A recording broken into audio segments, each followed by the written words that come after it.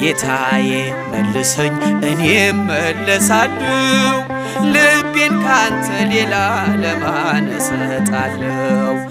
አይኖች የሚሞሉ የጸጸትን እንባ ደግሞም ተመልሼ ወደ እቅፍ ልግባ ደግሞም ተመልሼ ወደ ቤት ልግባ። እረኛዬ እረኛዬ እረኛዬ መተማመኛዬ ጠባቂ አለኝ ጠባቂ አለኝ ክርስቶስ መቼም የማይተወኝ።